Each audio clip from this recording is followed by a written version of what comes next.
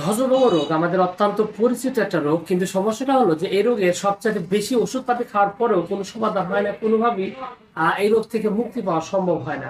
তো কি কারণে হয় না সেটা নিয়ে আজকের এই ভিডিওতে কথা বলবো, এবং সেই সাথে আপনি কিছু কি করলে এই রোগটা স্থায়ীভাবে ভালো হবে এবং আপনি এখান থেকে একটা সুস্থ সুন্দর একটা সমাধান পাবেন, এবং আপনি একজন পুরুষ মানুষ হিসাবে সত্যিকারের পুরুষত্ব দেখানো এবং শক্তিশালী পুরুষত্ব দেওয়ালা একজন পুরুষ মানুষ হিসাবে নিজেকে কিভাবে গড়ে তুলবেন সেটা নিয়ে আজকের এই ভিডিওতে আমি কথা বলবো, এবং কিছু ঔষধের ব্যাপারে কথা বলবো যেগুলো আপনার এই সমস্যাটি সমাধান করতে পারে। তো প্রথমত বিষয় হলো যে এই ধ্বজভঙ্গ রোগ ভালো না হওয়ার পিছনে বা এটার ঠিকঠাক না হওয়ার পিছনে বেশ কয়েকটি কারণ রয়েছে। তার মধ্যে একটা সর্বপ্রথম কারণ হলো আপনার কেমিক্যালসের প্রভাব।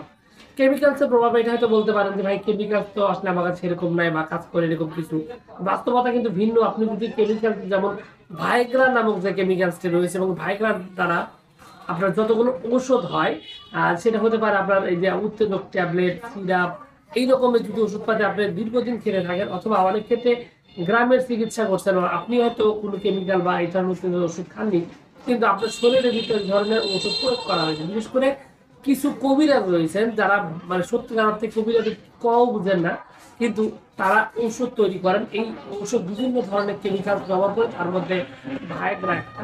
তো এই ভাইগ্রা দ্বারা যদি ওষুধ তৈরি করে আপনাকে দীর্ঘদিন খাওয়ানো হয়, তাহলে আপনি একটা পর্যায়ে স্থায়ীভাবে এই ধ্বজভঙ্গের আক্রান্ত হবেন বা আপনার পুরুষত্ব হারাবেন। তো এই ভয়ঙ্কর এই রোগটি যদি আপনার এটা কারণ যদি না থাকে, তাহলে আরেকটা হলো আপনার সঠিক চিকিৎসা না পাওয়া। আসলে ধ্বজভঙ্গ বা মেহরোগ এটার জন্য কিন্তু অ্যালোপ্যাথিতে কোনো চিকিৎসা নেই। অ্যালোপ্যাথিতে আপনি যত ওষুধই খান কোনো লাভ হবে না। তো এটার জন্য প্রয়োজন হলো প্রাকৃতিক চিকিৎসা। এক্ষেত্রে হোমিওপ্যাথি বা আয়ুর্বেদিক যে ওষুধগুলো রয়েছে সেই ওষুধগুলো আপনার জন্য এটা পারফেক্ট হবে। এবং আপনি এই রোগের লক্ষণ অনুযায়ী, বিশেষ করে যদি দেখা যায় যে আপনার অবস্থাটা এমন বীজ দিয়ে একদম পাতলা হয়ে গেছে, অল্প উত্তেজনাতে বীজ পাতলা হয়ে যায়, সময় টাইমিং একেবারেই খারাপ, টাইমিং বলতে কিছু নাই, খুবই ভয়াবহ অবস্থা। সেই সাথে আপনার যদি দেখা যায় যে আপনার প্রস্রাবের ঘন ঘন প্রস্রাবের জ্বালা পোড়া, অনেক ক্ষেত্রে প্রস্রাবের চাপ দিলে ধরে রাখার কম মানে ধরে রাখার ক্ষমতা কম। আবার দেখা যায় যে একটু মেঘলা দিন হয়ে গেলে বা বৃষ্টির দিন অথবা ঠান্ডার দিন হলে দেখা যায় কোনো কোনো প্রস্রাব হয়, প্রস্রাব মানে মাত্রা অনেক বেড়ে যায়। আর কারণে উত্তেজনা অনেক ক্ষেত্রে অনেক থাকে, আবার অনেক ক্ষেত্রে উত্তেজনা থাকেই না, উত্তেজিতই হয়, একদম দুর্বল ঠান্ডা বাঁকা হয়ে থাকে। এরকম লক্ষণ যদি থাকে তাহলে কিন্তু আমরা সাধারণত ধ্বজভঙ্গ বা মেহরোগ বলে থাকি। তো এই ধ্বজভঙ্গ রোগের জন্য হোমিওপ্যাথি অনেকগুলো ওষুধ রয়েছে, আয়ুর্বেদিতে অনেকগুলো ওষুধ রয়েছে। তো আমার চিকিৎসাটা মূলত আমি একটু সমন্বয় করে দিই হোমিওপ্যাথি এবং আয়ুর্বেদিক, যার কারণে আমার চিকিৎসাটা ভিন্ন। তবে ওষুধের বিষয়ে যদি বলা হয়, তাহলে আপনার যদি হোমিও ওষুধের মধ্যে বলি, তাহলে এখানে আপনার সবচেয়ে বেশি ব্যবহৃত হওয়া ওষুধ হলো আপনার ক্যালেডিয়াম স্যাক। ক্যালেডিয়াম স্যাক এই ওষুধটি কিন্তু আপনার ধ্বজভঙ্গ বা মেহরোগের জন্য অত্যন্ত কার্যকরী এবং খুবই ভালো একটা ওষুধ। সেই সাথে অ্যাগনেস কাস্ট রয়েছে, লাইকোপোডিয়াম, তারপরে কোনিয়াম, সিলিনিয়াম, অনেকগুলো ওষুধ রয়েছে হোমিওপ্যাথিতে। ঠিক আবার আয়ুর্বেদিতেও কিন্তু এরকম অনেকগুলো ওষুধ রয়েছে, যেমন রয়েছে আপনার চন্দন সুধা, চন্দনা সব, অশ্বগন্ধা, এরকম মেহ বজ্র সালসা, অনেকগুলো ওষুধ রয়েছে। তবে এখানে একটা বিষয় আপনাকে আমি বলি, এই ওষুধগুলো সেবন করতে গেলে আপনাকে আপনার একজন গুরুত্বপূর্ণ কিছু বিষয় খেয়াল রাখতে হবে, কারণ সব ওষুধ সবার জন্য নয়।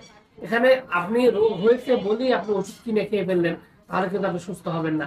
এজন্য আপনাকে কি করতে হবে, আপনার রোগের লক্ষণ, রোগীর বয়স, রোগটা কতদিন যাবত কি অবস্থায় আছে, তার উপর নির্ভর করে আপনি যদি সঠিক ওষুধটা সেবন করেন, তাহলে আপনি এখান থেকে মুক্তি পাবেন।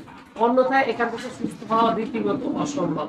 এবং আপনি ভুলভাল চিকিৎসা বা এক একটা ওষুধ আপনি নিজে থেকে যদি দীর্ঘদিন খেতে থাকেন, তাহলে একটা পর্যায়ে 100% আপনি সমস্যায় পড়ে যাবেন, আপনার এই রোগ একেবারেই ভালো হবে না। এই জন্য আপনাকে বিষয়টা করতে হবে একদম অভিজ্ঞ হোমিওপ্যাথি ডাক্তারের সাথে বা আয়ুর্বেদিক ডাক্তারের সাথে কথা বলে, তারপর সঠিক ওষুধটি যাচাই বাছাই করে আপনি যদি সঠিক ওষুধটি খেয়ে থাকেন, তাহলে কিন্তু আপনার এই রোগ থেকে স্থায়ীভাবে আপনি ভালো হয়ে যাবেন এবং খুব সুন্দর একটা সমাধান পাবেন। তো সবকিছু মিলে এইটুকু ছিল আজকের ভিডিও। আশা করছি পুরো তথ্যগুলো আপনার কাছে অনেক অনেক বেশি ভালো লেগেছে এবং আপনার কাজে লাগে। আর যদি লেগে থাকে অবশ্যই ভিডিওতে একটি লাইক দিন, আর চ্যানেলে প্রথমবার এসে থাকলে চ্যানেলটি সাবস্ক্রাইব করবেন। কোনো প্রশ্ন, কোনো মতামত, কোনো অভিযোগ থাকলে কমেন্ট করে জানাতে পারেন। তো ভিউয়ার্স, আপনাদের সকলকে অনেক অনেক ধন্যবাদ। আসসালামু আলাইকুম।